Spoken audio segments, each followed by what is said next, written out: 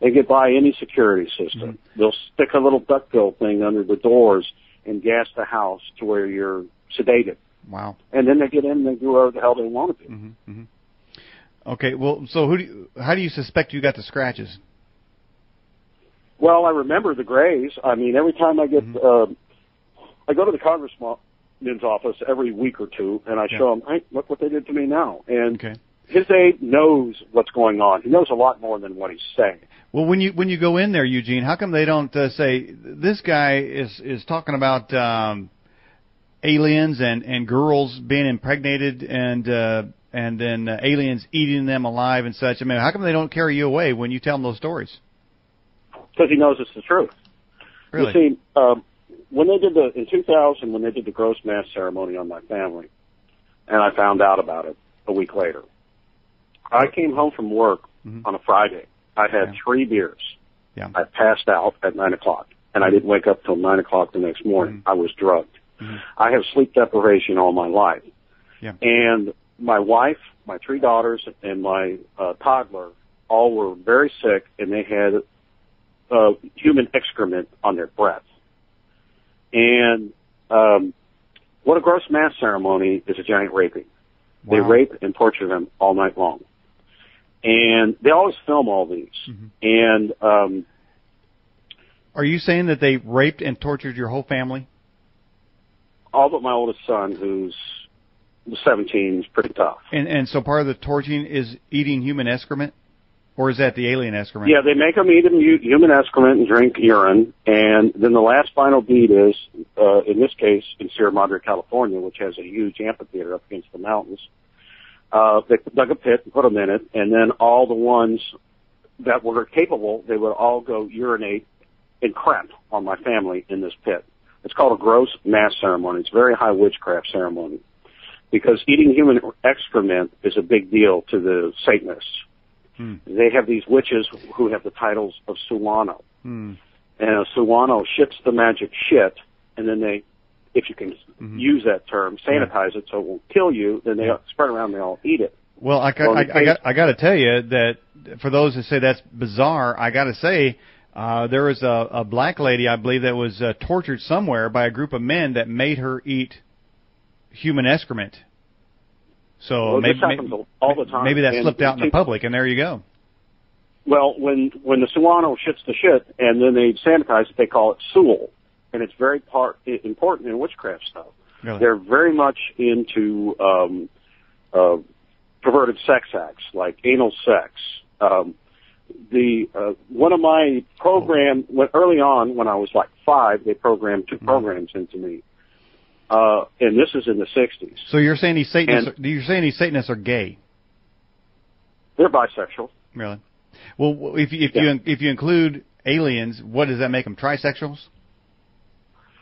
Well, you can't have sex with an alien, you'll die. I bet that really bugs them too, doesn't it? Well, I don't know. I mean, these people are so hideous and evil and sinister.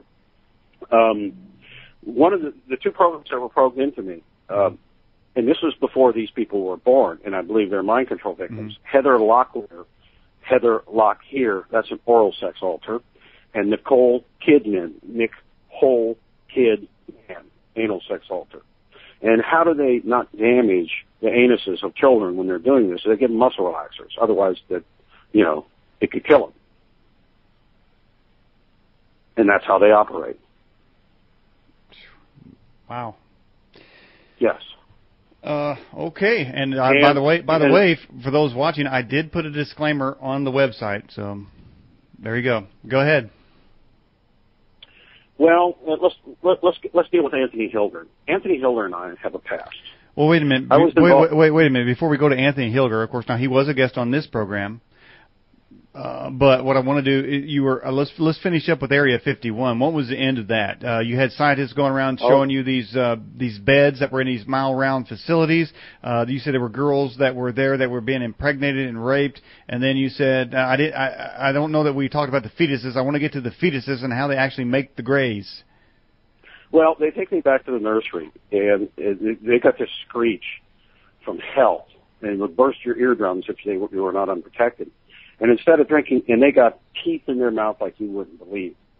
And what they do is they're all males, and they, at least in this one that I saw, and they cut off their genitals because they don't need them, because, you know, you can't get much out of them if they try to reproduce.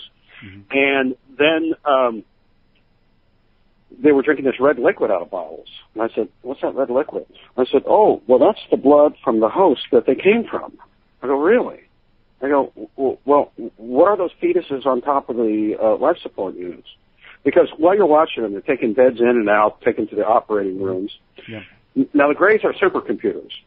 Really? They can be trained to do incredible things, you know, operations and so forth, but they cannot creatively think to go beyond what they've been programmed.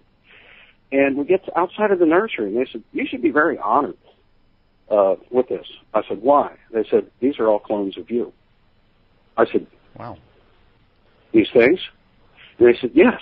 Because when I was on that sub-level 1.1, all these little girls looked very familiar to me.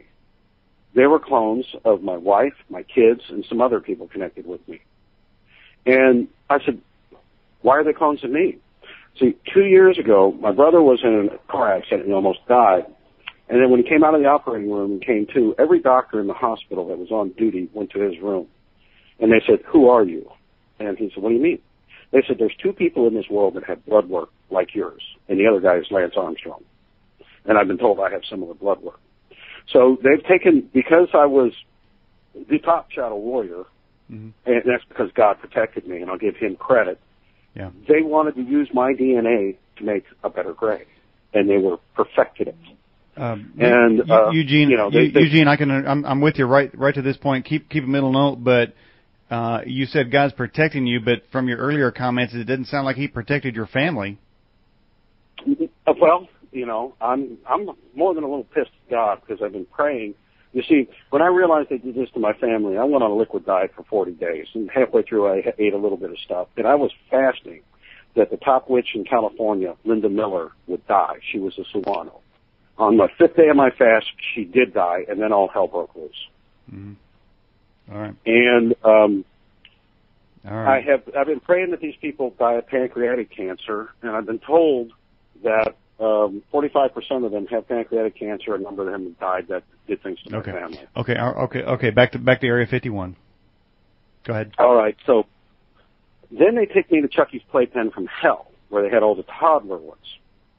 And they're about 12 to 14 inches tall. And there was this 4-foot door with about a 2-foot square window in it. And I'm looking in there, and there's the remains of one of the 15-year-old hosts. I said, what are they eating? Oh, the fetuses on top of the life support units, that was their first solid food. These things eat people. And the remains of a host was there that the little ones were eating. And they had a camera on the opposite side of the wall that would do a 180 to monitor these things. And the scientists that ran the control room were the ones that were with me, mm-hmm. but no one was in the control room, and they had a clipboard computer that they could control the control room with. And, you know, I said, hey, can you get that camera to shine out, look through that window at me? I want to see what I look like on camera. Mm-hmm. And so they did. I said, hey, look pretty good, don't I? And I'm looking in the window, and I said, I thought you guys said these things were asexual. And they go, well, they are. There might be a little penis on them over there. And they go, what? I go, yeah. So these 4 scientists are crowding up the window. I said, no, it's over there. You have to open the door to see it. And so they opened the door, and they got knee boots on, mm-hmm. and it had a semicircle stainless round pad that was electrified when the door opened, so that none of these things would come over. Yeah. And they're all crowded at the door, and they're saying, where is it? And I shoved them all in, and I slammed the door shut behind them, and I hid the keys in it. On the inside, there is no exit entry. And I turn around, and I crush the larynxes of the 2 guards. Mm-hmm. And they're banging on the window, saying, let me out. And I said, I'll let the other guy out with a set of keys. And so I opened the door. Yes, you going to give them to me? Yeah. So I pounded on the other 3, knocked them back, basically knocked them down. And